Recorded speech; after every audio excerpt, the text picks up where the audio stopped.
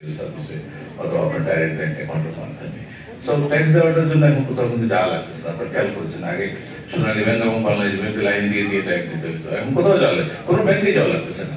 প্রতিটা ব্যাংকে তো আপনি গিয়ে দিতেও পারেন, আবার আপনি আপনার অনলাইনে বসেও আপনি ট্যাক্স দিয়ে ফেলতে পারেন। সেক্ষেত্রে আমরা যেটা করতে পারি যে ট্যাক্স দিয়ে সে চালানটা নিয়ে গেলে সার্ভিসটা পাবে, তাহলে ওই টাকা কালেকশন করার যে ঝামেলাটা আমাদের সিটি কর্পোরেশন যেটা বললো যে আমাদেরকে ট্যাক্সের টাকা কালেকশন করতে আমাদের একটা কমিশন দেয়, তাহলে আমারও কমিশন করা ছিল না আর তারও কালেকশনের ঝামেলা নেই, সে চালান নিয়ে যাবে।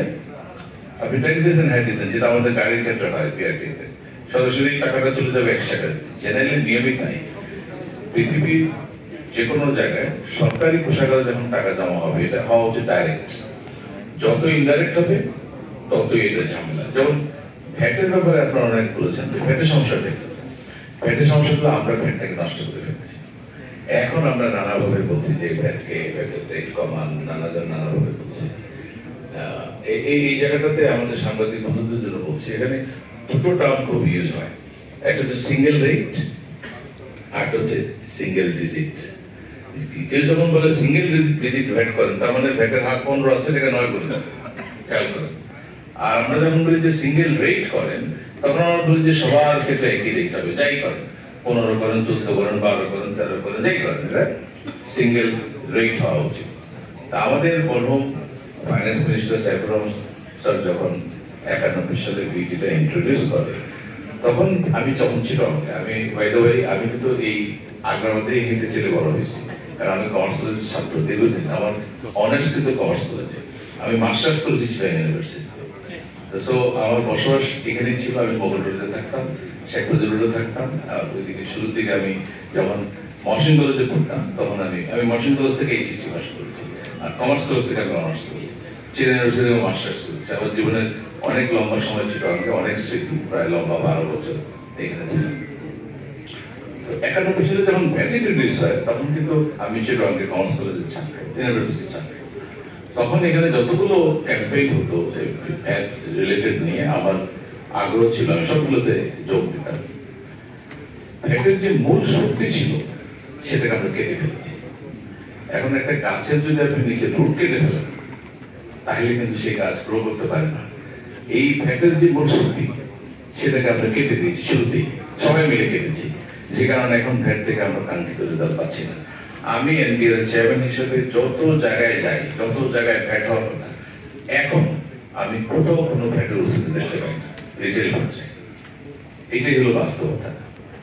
এটা কেন হলো? কারণ হলো যে ওই যে আমরা ভ্যাটের যে মূল স্পিরিটটা ছিল যে ভ্যাটটা আদায় হবে ডিফারেন্ট স্টেজে এবং শুধুমাত্র ভ্যালু এডিশনাল প্রফিট ট্যাক্স দেবে, কিন্তু আপনার গায়ে লাগবে না। আমি ছোট্ট একটা উদাহরণ দিই, যেমন আমি এই শার্টটা কিনলাম 1000 টাকায়, তাহলে এই 1000 টাকা যদি আমি শার্ট কিনি আমি ফাইনাল কনজিউমার হিসেবে 150 টাকা ভ্যাট দিব। এই ভ্যাটটা কিন্তু কাস্টমার হিসেবে আমি দিলাম, আর কেউ কিন্তু দিল না। বাকিরা শুধুমাত্র ভ্যাটটা কালেক্ট করেছে, কালেক্ট করে জমা দিয়েছে। যেমন ধরেন এইটার জন্য কি লেগেছে, প্রসেসগুলো কি, প্রথমে তুলা, তারপরে সুতা, তারপর কাপড়, তারপর শার্ট ম্যানুফ্যাকচারিং, তারপরে হচ্ছে হোলসেলার এন্ড দেন রিটেলার। 6টা স্টেজ গেল। এই 6টা স্টেজেই কিন্তু তুলাটা শার্ট হলো। এই 6টা স্টেজে আপনারা একজন তুলা বিক্রি করার সময় উনি ভ্যাট দিলেন, সুতা বিক্রি করার সময় উনি ভ্যাট দিলেন, তুলার উপরে যেটা দিলেন সেটা ক্রেডিট নিলেন। কাপড় বিক্রেতা উনি কাপড়ের উপরে ভ্যাট দিলেন, উনি সুতার উপরে যেটা দিলেন সেটা ক্রেডিট নিলেন। ম্যানুফ্যাকচারার উনি পুরোটার উপরে ভ্যাট দিলেন এবং উনি কাপড় কেনার সময় যে ভ্যাট দিলেন সেটা ক্রেডিট নিলেন। হোলসেলার সেও পুরোটার উপরে ভ্যাট দিলেন এবং সে ফ্যাক্টরি থেকে কেনার জন্য যেটা নিলেন সেটা ক্রেডিট নিলেন। আর ফাইনালি দোকানদারও পুরো ভ্যাট দিলেন 15%, কিন্তু উনি হোলসেলার থেকে যেটা কিনলেন তখন যে ভ্যাট দিলেন সেটা ক্রেডিট নিলেন। তার মানে পুরো সিস্টেমটা ছিল অ্যাকাউন্টিং বেসড। তা আমি যদি ধরি যে 150 টাকা ভ্যাট দিলাম আমি ফাইনাল কনজিউমার, আর এই টাকাটা 6টা স্টেজে যদি আমি ভাগ করি, 15% 6 দিয়ে ভাগ করলে কত হয়? 2.5%। আমি যদি ধরে নেই যে এই 6টা স্টেজেই সমান পরিমাণ ভ্যালু এডিশন হয়েছে, তাও তো 2.5% বেশি ভ্যাট হয় না। তাহলে আমার দেশে 10%, 5%, 600% ভ্যাট কেন লাগে? কোনো তো দরকার নেই। আপনার বলছেন আমাদের ভ্যাটের হার বেশি, আমাকে ভ্যাট বেশি করে কি বলে হার কমিয়ে দেন, কেন? আমি আরো কমে খুশি। আমি কারো কাছে 10% চাই না, কারো কাছে 7.5 চাই না, কারো কাছে 5 চাই না। আমি চাই আপনার যতটুকু ভ্যালুয়েশন হয় তার উপরে দেন। যদি সেটা 0.5% হয়, 0.25% হয়, তাতে আমি খুশি।